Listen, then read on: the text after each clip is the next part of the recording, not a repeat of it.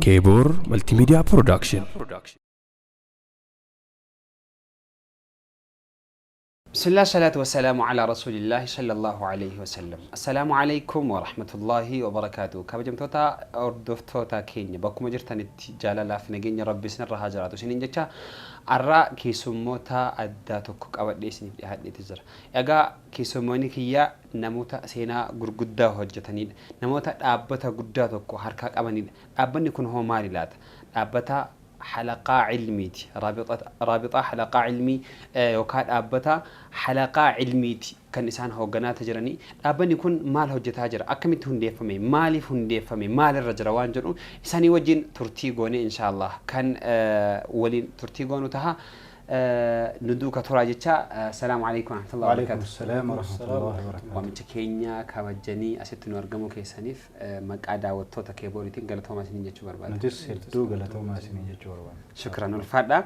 إجامي أستاذ سنير راها كانوا أستاذ مزين محمد هو جنا رابطة حلقة علميتي كنامي مي رابطة حلقة علمي جتشون ما جتشون بقى يسار راها كانوا مي. أي بسم الله الحمد لله والصلاة والسلام على رسول الله وعلى آله وأصحابه من والاه. أما بعد دعوتوني كنا السلام عليكم ورحمة الله وبركاته. حقيقتي رابطة حلقات علمي ما كنت كنا رابطة الحلقات العلمية يسجلوا كان هذا مكان نساء أفان رباتيني هيك نساء موك أفان كنياتي دابتا ولدت أفينيا حلقة أول علمي يوكين دابتا ولدت هدنا حلقات علمي يوكين الدولة علمي رتبرة مكانها جتشونا علمي بيجينا كيستي بفهدون الدولة هدوت بادية كيست مقالة كيست برتما حلقة حديثات تجرى حلقة نهوين اتبارة يوكين سير لغني أفان أربا كقرآن اتين بوين حديث اتين بوين رفين اتبارة مجرى حلقات كان هند إساء أبتا ولتهدو يوكين أبتا حلقات كان ولتفدو جتشو أفان كينيت. أوكي ما شاء الله. مي حلقان علمي دا إدو غرغرة جرى حلقان علمي ما جتشو لمي حلقة علمي جتشوني بيكيني كيستي هندي فهمني سي أكمي مي حالي إسي أكولي غلاتي. حلقان علمي دا أكولي غلاتي إدو راكاتس قبدي أما اللي أكاتا إبسينوك أبنا كيستو نتي أكورا هقنتو تلقبتا رابطة حلقات علمي تججو جمع كأم سيسيتين حقيقاتي ونكون وانسينات عن دالما يرورا جاررا غرا جارات تلوفي يرون أما كيس جرو كانت أكبه كأم سيسا زمن رسول ربي إرى صلوات ربي وسلامه عليه مسجد مدينة كيسرا إيقال أول إسا مكة مو مراسني توريرا حلقات علمي ججون مسجد ما كيستي يوكين مو أنا كمدرسة كيستي يوكين جوجو هي كيستي كبرتو في كبرسيس ولدت أفه أك أما كانت وني مرتي هم ياي تيسو مجتا تأ سبوران جراتك علمني بفسانين جراتي وصنتين عالمني بك كانت طلابني مو بك جرجرا الرابياني إملاني أفني ميلا إسانيج أبساني إسرا براتو جتشو أديم سهالة كانن والإرّا علامات وفجتشو كأمسي إسا مسجد منبي كيسا كأ صلوات ربي وسلامه عليه مسجد مدينة كيسا غافا كأو صحابان غرغدان غافا نمتوكو إسلام ماك أبتي غرا مدينة تغداني هجرات أفرفو نمو هي تتكنن أتي قرآن برسيسي جرانين أحكام شريعة برسيسي جرانين غافا رسول لك إن يدواني صلوات ربي وسلامه عليه دبراني اللي جران أبي هريران بهي مقالة مدينة كيسا للبي يا أمت يا نجادة مسجد رسولها كيست دالمين رسول اللي برادوان كرسول اللي براد دبر إسانيك أبين إساني دال ما جرا دفع دكبت داجرين نجادين سوق يشوفه من إساج يشوفه في كتاب مسجد يوسينو لم نرى إلا حلقات ذكر وحلقات تدريس حلقات علمي لا بك علمي اتبارة منما ولدت جرماي كونوا تباجلت حال أكسيتين إيجا سني اللي أصول الرافود إمام مالك جرى جرى لما فا كيست مسجد مكان كيست إيجاسي ببلتي جرى بصرة جرى كوفة جرى يمن جرى عراق جرى شامي جرى فلسطين جرى مصري حالا كان تتمسألوا فيه مسجد ما كيست الدولة مدرسة لي بوتم أكنا كيست كإيجالي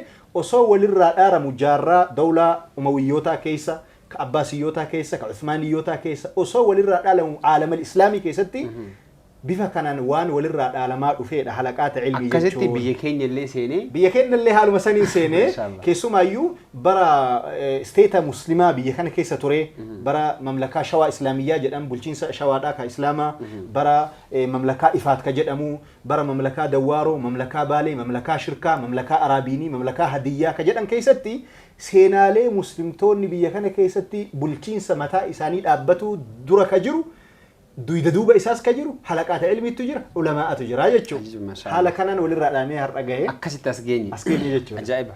Galatooma gabaabsitanii eessarraa akka kennu ibsitanii mee Sheikh Idris gara keessatti haa dhufu isin immoo itti aanaa raabixaa halaqaa ilmiiti akkanami? Hogganaa waliigalaa. Hogganaa maashaallah. Hayyee mee isin gama keessaniini hundeeffama waa'ee nuti haasaa jirru waa'ee dhaabbata kanaati. Hundeeffamni isaa eessarraa ka'e? Kaayyoo inni hundeeffameef hoo maalidha mee? Bismillahir Rahmaanir Rahiim. Dhaabbanni raabixaa halaqaata ilmii hundeeffamni isaa yaada jidduu xullaabaatii ka'een ka'ee hundeeffamni isaa xullaabarraa ta'ee akkasuma immoo ulamaa'ota halaqaata ilmiitii fi namoota dhimmi halaqaata ilmii isaa yaachisu hunda kan of keessatti hammate akka ta'uuf bu'uurri isaa xullaaba ilmiitii jechuu yaadni isaa. Jalqabni yaada isaa xullaaba ilmiiti. Akka dhaabbanni kun hundaa'uuf immoo yaadonni kaka'umsa nutti ta'anii akka hundaa'uuf dirqama nurra fudhatan xullaaba ilmiidhaa akkuma reef Sheekh Muzayyan kaasan biyya kana keessatti gaheen xullaaba ilmiitii fi gaheen ulamaa'aa bara mamlakaan islaamaa biyya kana keessa ture keessatti maal akka ture seenaadhaan dhageenya. Yeroo har'aa kanatti immoo xullaabni keenya gahee akkasii bahuuf qophii akkamii irra jiraa? Gahee ufii hagam beekee raada dammaqinna hagamiitu jiraa? Akkasuma immoo walitti dhufeenyi jidduu isaanii jiru. Attaraabuxu baynahum halqarraa halqatti sheekarraa sheekatti sheekni tokko gaafa halqaa tokko turee achirraa ka'ee iddoo wahii qubatee jedhu halqaa keessaa deeme sana hagam quba qabaa waahillan isaa kakalee halqaa waliin ture hagam quba qaba wanni jedhu walitti dhufeenyi jidduu namoota kanaa gahee ufii kaleessaa san deebi'uudhaaf ulamaa'onni keenya ka har'a seenaan isaanii akka gurguddatti kaafamu guyyaan isaan seenaa san dalagan gaafa qubatanii iddoo har'a ta'an kana ta'an osoo hin ta'in gaafa akka nuyi har'aa kana halqaa keessa jiranidha. Wantoonni isaan halkanii fi guyyatti kidmaa diin kana keessatti akka diin babal'atuuf gahee guddaa taphatan yeroo xalaba ilmii keessatti jiranidha. Seenaa dabre kana hubatee xullaabni keenya yeroo xalaba ilmii keessa jiru kanatti gahee isarraa barbaachisuu fi qooda isarraa eeggamu akka bahatuuf walitti dhufeenyi barbaachisaadha waan jedhu irra dhaabbannee dhaabbanni kun akka hundaahuuf akka lakkoofsa sababa ta'ee jechuudha hundaa'insa dhaabbata kanaatiif.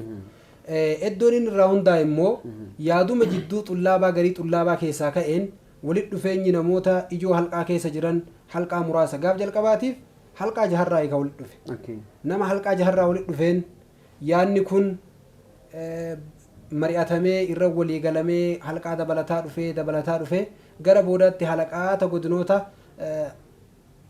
lama keessa jiru jechuun godina Arsii Bahaatii fi Arsii Lixaa keessa jiru hunda hammatee eegas immoo amma falillaahi alhamdu godinoota afur Baalee lamaanii fi Arsii lamaan uf jala qabateera gara ofafootti immoo Oromiyaa guutuu walgaa jennee abdii qabna hundeeffamni isaa akka inshallah ajiib wallahi kaayyoon isaallee akkaataa inni itti hundaa'e hedduu nama gammachiisa namni gaafa wal quba qabaate walitti dhufee waliin mari'ataa waan silaa achitti baratamu walitti dhufaa rakkoo as jiruuf ka achi jiru maybe nama asitti waa balleessee achi deeme kana hunda to'achuudhaaf waan hedduu nama gargaarudha mee ustaaz gama keessatti taa dhufu barri inni itti hundaa'e bara kamidha? Bara hundeeffama isaa ibsuu koo duratti wanni tokko dhimma halaqaataatiin wal qabatee ibsuu barbaadu jira. Halaqaata ilmii kan akkamitti hawaasni illee hubatuu qaba, akkamitti namni hundi illee beekuu qaba waan jedhu san jechuudha.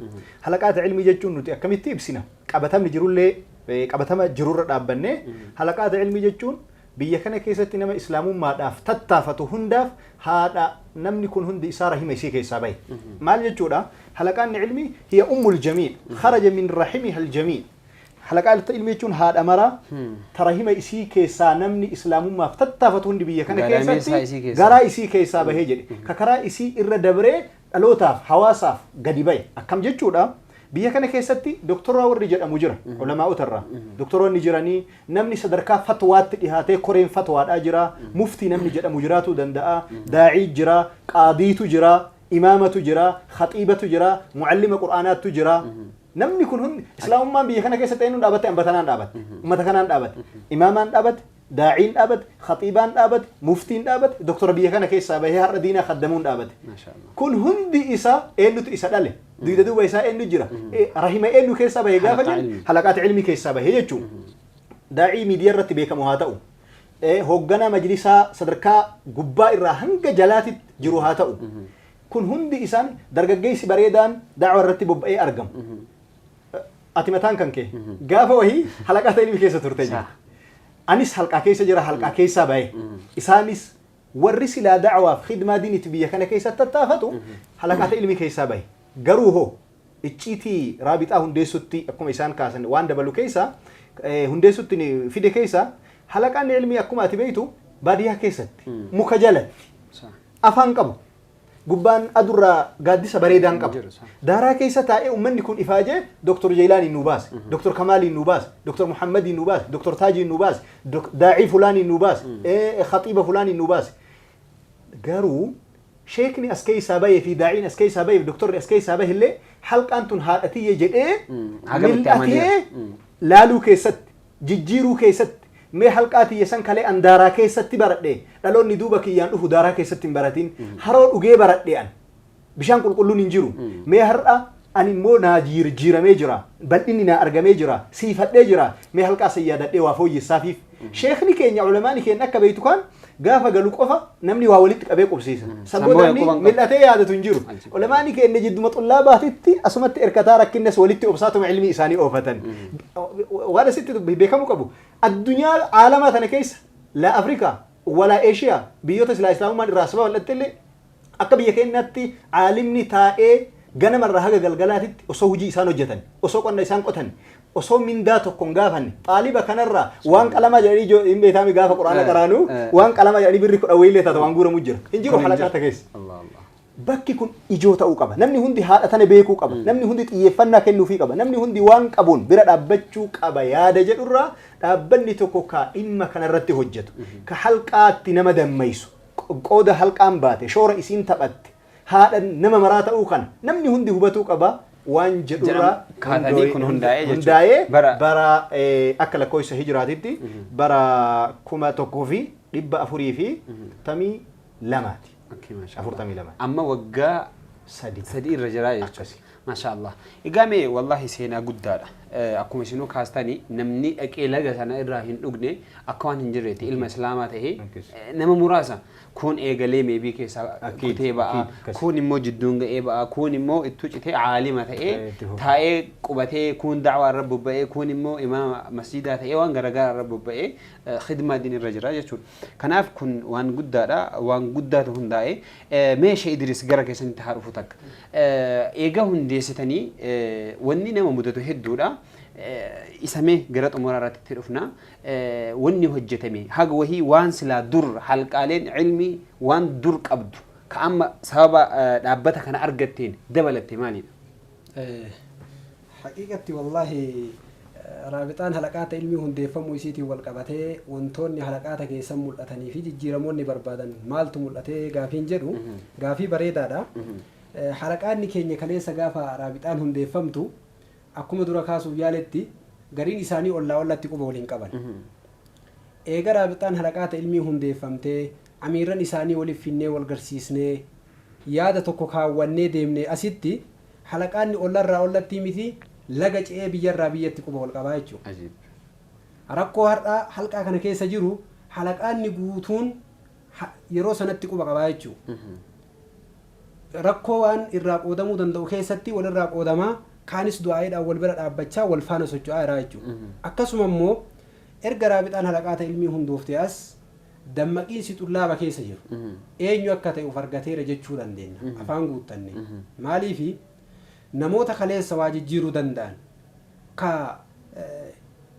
uf laaffisanii yookaan immoo homaa jijjiiruu danda'u jedhanii uf laalaa turan ilaalcha raabixaan halaqaata ilmii gorsaa fi dadammaqina xullaaba keessatti uumameen halaqaata hedduutti jijjiiramoonni baay'ee mul'ataniiru. Jijjiiramoota san keessaa xullaabni iddoolee jiran irratti hawaasa walii hidhatiinsa isaanii cimsanii hawaasa barsiisuun hawaasa keessa jiran fayyaduun wantoota halaqaata hedduu keessatti argineedha jechuudha. Akkasuma immoo halaqaanni kenna halaqaanni ilmiyyaan walitti dhufanii wal ziyaaranii wal jajjabeessuun wantoota achii as mul'ataniidha jechuudha. Akkasuma immoo halaqaattan keenya keessatti leenjiileen xullaabaaf kennamu.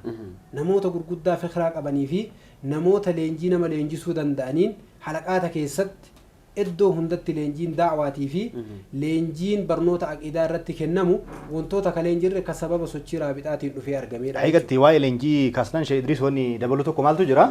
Dhimma leenjiitiin wal qabatee biyya ambaa keessatti halaqaanni biyya ambaa yookiin madrasaaleen biyya ambaa leenjii garaagaraa ka halqaa keessatti hin baratamne qabdi. Amma halaqaata keenya keessatti dadammaqiinsa karaa koree ulamaa karaa bixaatii fi koree xullaabaa karaa bixaatiin dadammaqiinsa godhameen maaltu jira? Leenjiileen garaagaraa jira. Leenjiin damee daawaa irratti bal'inaan jira. Leenjiin hatta waa'ee hooggansaa irratti manaajimentii irratti jira. Akkasuma immoo idaara waa'ee khaxaabaa irratti jira. Hatta miidiyaa irratti bifa kamiin dhihaatee namni ergaa itti dabarsu akka itti qabu. Miidiyaa irratti duula gama miidiyaatiin firaqa garaagaraa irraa dhufu dura dhaabbatuudhaaf akkasuma aqiidaa keessatti wantoota baay'ee jira. Kanaan ala gaafa dhugaa dubbatuudhaaf gaafa raabixaan hin hundeeffamin halaqaanni kenna baay'een maqaan qaban beeki. Maqamaa hin qaban. Halqaa Ukaashaa jedhameetuma beekama. Halqaa Sheekh Muhammad jedhameetuma beekama malee maqaa wahii حلقة العلوم الشرعية واللغة العربية يمكن إما روضة العلم يمكن مكا كسين كبن حلقان بائن مراسني جيران كمكا كبن سنبودة وان كان رد دمك إنسان شابان كبن توري متوقع يمكن ورقة إنما طالبة خنا هن كبن توري أبا مبر بعد سيني بركة مبر بعد با كان دورا وقرر هجا وقات حلقان تك أرياك إنك دراسة akka gaafa darsiin eegalteeti haga ramadaana jala darsiin cufamtuutti qaryaaniin kennama. Wanni kun dhaabbatuu qaba. Yeroon manneen barnootaatu maal qaba? Yeroo itti eegalu irratti xumuru qaba. Itti xumuru qaba. Wanni kun ta'uu qaba. Bifa saniin dhaabbatuu qaba. Halaqaanni kenna baay'ee laayibirariin qaban ture. Barataan yoo sheekni gurdeemu taate qadaayyoo ka jiraatu taate. Wanni dubbisu yoo kitaaba ofii qabu san ta'e malee maktaba laayibirarii mataa isaanii qaban. أما حلقان بايئن لايبراري متى إساني كبان حلقات كيسة تنندر أمير دمي دعوة إرتت إيفتي حواس سن طالب نكون ما نقالو كنا هون دبر سيسو كبدر كمان جر إرتو جت نجرو توري أمير ولي قالا نجيني مطلابا إيجمالي حواس الرت دعوة دان أكسم مو محاضرة جرجراتي لينجي جرجراتين حواس كيسة جراتن سني فوقنا كتاتوري إنه إذن كان بيرد دبري يرو حواس مطلاب نكيسة جرو كانت تدرج جيسي كفر بينتيتو أما تاجر جرجراتي جيجي رموتوري وإني كنت أنقبو نمني دين كان إيجو طالب علمي عالمتها وكنا إذا كان أمير دعوة هل كهم دكيسات وايد دعوة قفك إرتك هوجته طلاب دعوة رتي لينجسو هاتو طلاب جويا جمعة مسجدات رتي بباسو هاتو منت طالبني برسيسون دركمة مسجد جلاني رتي برسيسون دركمة كجلو وان إرجرا بيتان هندي فهمتي لفك أبتيدا كان أنا لبتي مو كبيرة كان بيرا دبري دمين دعوة أجرام تركان فتو إيجالي صدرك كوتا أوروميا يوكات كوتا رابطان وستي الرجل كان كوف أصونتان ولا لكين كأكسي داما بهي هجتو أكاك أتشو سهنجيني مي أتشكي سهنبانو مي أماس أسو أتشكي سهنباني بوان إسها لابراري جارو هاتاو وان غرغر راتت إيه فتي نمني جلسيتو مانيا أكا ديماتو مانا كان أولي يرو تقلما ويرو تسينو يرو تباو أكا كابو في وان تكن فكاتو هدو كما كاستاني فوية كن فوية إنسا guddaadha namni kitaaba maqara yoo barbaade kun qixxeen eegala yoo kun bakka barbaade yoo fedhe immoo kitaaba sadarkaa isaatii olii dhufeetuma eegala osoo to'annoo hin qabne jechuudha kun hundi fooyya'ee jira alhamdulillah ammas fooyya'aatuma deemaa jira nuqxaa kitaaba akkuma argan eegaluu saniin wal qabatee wanni tokko kan jirre jira biyya keenya keessa qormaatatu hin jiru ture namni tokko barateetuma cufu achi deebi'ee waan sanirraa hagam hubate hagam galee fi hagam dubbifatee jira hin jiru amma alhamdulillah sochii fi lallaba gama raabixaatii fi akkasuma halaqaata keessa gadi bu'een halqaan baay'een barnoota qormaataan gaafii wajji shafawiyyan battala yeroo darsii kalee irraa har'a gaafatanii darsii haraa har'aatitti seenuun akkasuma immoo ji'a keessatti yeroo tokko qormaanni jiraatu wantoota san bira dabaree sadarkaa shahaadaa kennuutti namni keenya barateetuma deema malee ilmi isaa kam itti dhiyaatutu beeka malee sartifikeetni kennamuuf hin jiru ture inni kunis halqaa keessatti akka gadi bu'uu qabu isa bira dabaree barnoonni kennamu kun madrasaa nama islaamaata biyya keenya laaftuu jabaattuu isteeppii qaba barnoonni kun rawdaa jira ibtidaa'ii jira mutawassita jira tanaawii jira laakiin halqaa keessa hin jiru halqaa keessatti illee isteeppiin akkanaa jiraatu qaba mustawaan duraa jiraatu qaba lammaffaan jiraatu qaba sadaffaan jiraatu qaba namni tokkoffaa fixu malee lammaffaa ce'uu hin qabu lammaffaa fixu malee sadaffaa ce'uu hin qabu adeemsi akkasii ta'uu qaba ka jedhus bifa bareedaan deemaa jira jechuudha masha Allah meeshaa Idris ammas isinumatti adeemu xiyyeeffannaan raabixaa kana xiyyeeffannaan guddaan qabxiin isin takka lama sadii jettanii irratti xiyyeeffattanii hojjechaa jirtan maal faadha qabxiileen nuti irratti xiyyeeffannee hojjechaa jirru akkuma kaafamuuf yaalame tokko dhimma halaqaataati. Hundeeffamni kennas isiidha waan ta'eef hundeen nama kidmaa diinaatiif socho'u kamiinuyyuu karaan inni bahu achi waan ta'eef xiyyeeffannoon kenna guddaan tokko waa'ee halaqaata ilmii irratti. Akkaataa barnoota achi keessatti geggeeffamu jechuudha. Akkaataa barnootarraa otoo achiyyuu hin gahin jalqabuma namni halqaa seenuun dura eessa guddatuu qaba. Khalaawii qur'aanaa irraa kaasee jechuudha. Nama khalaawii qur'aanaatti dhaabbiin isaa toltetu gaafa halaqaata ilmiyyaa seene nama halqaa ilmii keessatti bakka barbaadamu irraa mul'atu ta'a jechuudha. Kanaaf xiyyeeffannoon keenya osoo inni halqaan seeniin irraa kaasee khalaawii qur'aanaa ganda keessa jiru.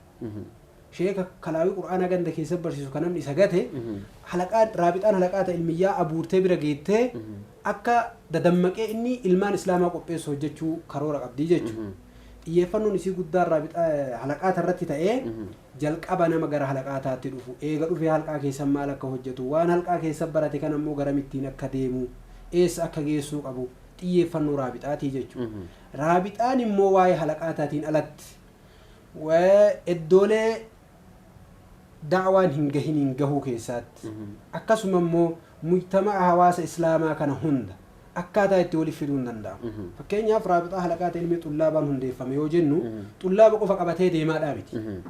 Ulamaa waliif fiduun wantoota inni asiin dura irraa milkaa'e keessaa isa tokko. Ulamaa'umaaf ulamaa. Mashaallah. Xullaaba raabixaa halaqaata ilmii xullaabaan hundaa yoo jennu ka xullaaba qofa irra kophaa hallanyaa'uu miti jechuudha. Ulamaa'aaf ulamaa waliif fiduun xiyyeeffannoo isaa ijoodha. Ulamaa'ni walitti dhufee yaada tokkoon marii tokkoon waliigaltee tokkoon tarkaanfatuun xiyyeeffannoo raabixaa keessaa ijoodha. Akkasuma immoo walitti dhufeenya shabaaba islaamaa shabaabni islaamaa battannaa'ee osoo gara garatti aduwwiin isan fudhatiin walitti dhufeenya isaa irratti illee hojjetaa jechuudha raabixaan. Asirratti hubanna dongoraa tokko jira hawaasa keessa. Xaaliba ilmiidha. Dargaggeessisee ani beeyta. Akkasii. Jaarsa se'anii. Mudabara fa'aa godhatee deemaa miti darasaan. Darasaa dargaggeessisee unamni. Innis dargaggeessi hawaasa islaamaa ka magaalaa yookaan baadiyyaa san keessa jirullee dargaggeessa. Kun jidduu kana faajuu jira gaaffii jira. Bakka khalaas akka kokkotti gaarrifannaa jira.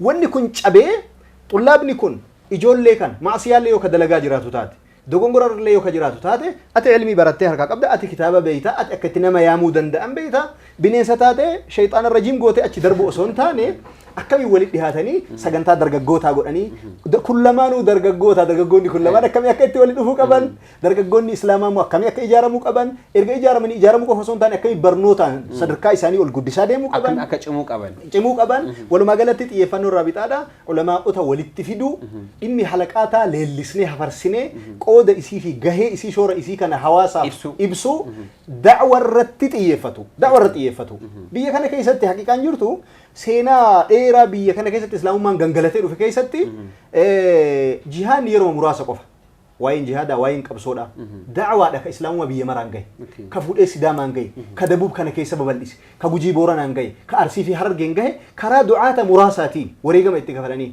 ulamaani kalee shirkii biyya keessa haqanii balleessanii jiran xaalibni har'a jiru hoo akkamitti da'waa tarkaanfachiisuu qaba yoo iddoon inni keessa jiru jimmi arsiin harar iddooleen kunniin iddoo islaamummaan keessatti humna qabdu yoo ta'e iddoolee humna hin qabne ta'ullaa isaanii jirtuuf xaalibni ilmiidhaa kutatee yeroo darsiin dhaabatte yeroo akka ramadaanaa yeroolee birraa darsiin dhaabbattu hujii godhatee da'waa akkamitti tarkaanfachiisa akka ulamaani kenna kalee da'waa tarkaanfachiisanii nuun ga'anitti dhaloonni har'a jiru seenaan nu gaafata dhaloonni rabbi biratti illee nutu gaafatama seenaan illee nu gaafatama akka namaatti illee nutu gaafatama qooda kan akkamii bayuu qaba damee da'waati damee halqaa keessatti riifoormii yookiin jijjiirama garaagaraa argamsiisuudhaati ulamaa walitti dhiheessuudha gaafa ulamaani walitti dhiyaate beeka waan takka ta'e sirra dabalu dhiifama daqiiqaa muraasa keessatti biyya kana keessatti namni hundi walitti hidhamee unit wannoo tokkummaa ijaaratee hojjeta hattullee magaalaa keessatti gareedhaan ijaaramanii hatan dhuunfaan namni hatu hatee fuudhee asii waliif fida hundi isaa gurmuudhaan hojjeta yoo muslimtoota ta'e malee yoo ulamaa ta'e malee yoo warra diinii ta'e malee kanaaf wanni kun cabee nuti akka warra diiniitti akka ducaataatti akka culamaa'aatti akka imaamaniitti leenjii garaagaraa walirraa fudhata muuxannoo garaagaraa walirraa fudhata akkamitti walitti hidhannee walii wal utubnee diinaa biyya kana keessa tarkaanfachiisuu qabna ka jedhudha kaayoo irraa bitaa. Xiyyeeffannaan guddaan kana jechuudha. Galatooma wal fadhaa. Kabajamtoota hordoftoota keenya egaa yeroon keenyas deemaa jira waan ta'eef mee boqonnaa gabaabduu fudhannee walitti deebinaa ammas duuka tura.